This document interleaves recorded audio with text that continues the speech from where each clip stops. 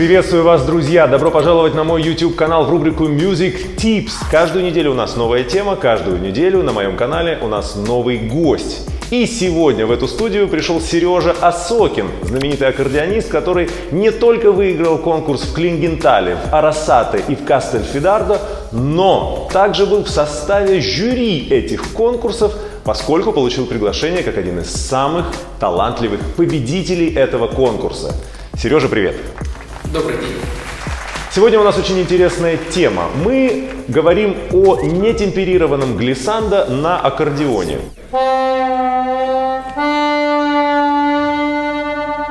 Эта нетемперированная глиссандо, можно сказать, сделала карьеру нашему другу Айдару Гайнуллину, который использует это нетемперированное глиссандо там, где он хочет, и иногда там даже, где он не хочет, но где хочет публика.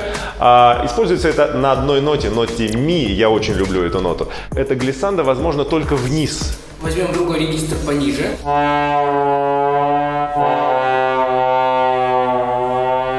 Сережа, скажи, пожалуйста, как ты это делаешь? Мы используем движение меха и движение пальца. Палец чуть-чуть приотпускает клавишу, мех усиливает динамику.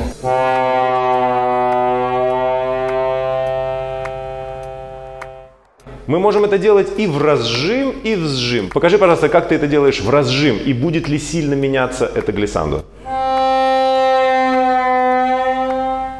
А в другое движение меха?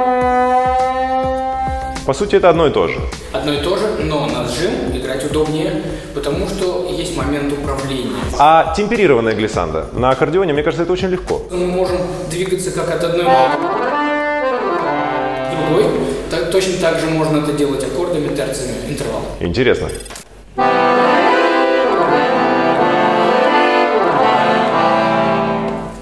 Я так понимаю, чтобы глиссандо было очень мягкое и плавное, не требуется нажимать глубоко клавиши. Да. То есть мы нажимаем совсем поверхностно, и происходит движение руки. Сначала берется аккорд, отжимается клавиша, чуть-чуть, затем глиссандо и вновь нажимаем.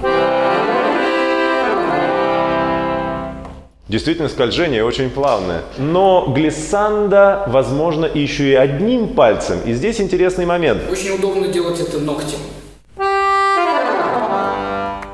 А при движении вниз? При движении вверх, в клавиатуре, то же самое ноготь используется.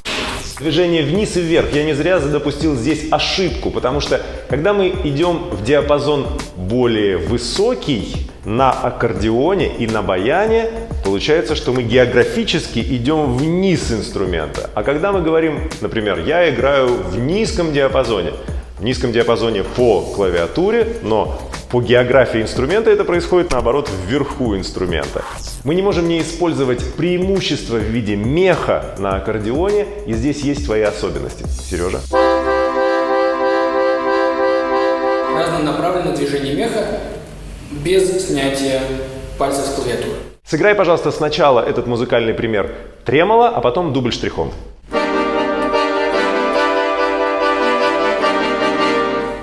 И дубль штрих.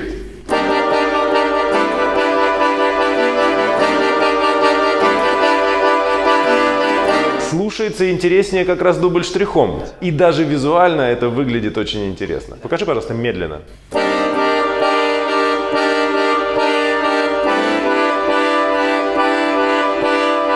Замечательно, но тогда, когда ты играешь в дубль штрихом, возможно добавлять еще и акценты.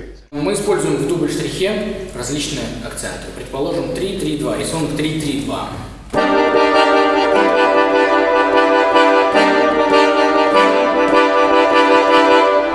Второй вариант, предположим, мы соберем группы 2, 2, 2 и 3.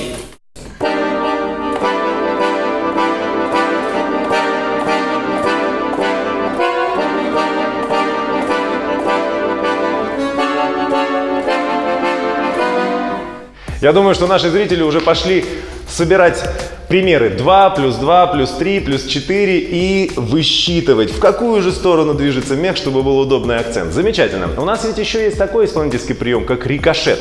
Расскажи о нем. Происходит удар в верхнюю и нижнюю части корпуса. Здесь мы говорим о географических верхней и нижних частях. Вот верхняя часть, вот нижняя часть. Здесь три фазы. Разжим, сжим и удар верхней частью. Медленно. еще и постепенно ускоряя.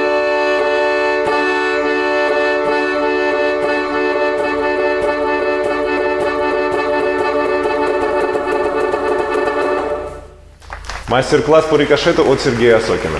Покажи квартальный рикошет. Сперва триольный. Так.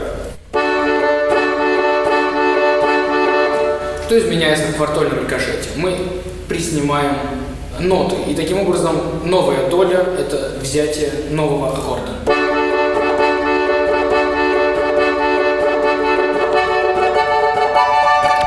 Квартальный рикошет используется не только в скрипичной музыке при переложении для аккордеона, но и музыке, которая написана для фортепиано и для симфонического оркестра. Один из таких примеров – музыка Штрауса.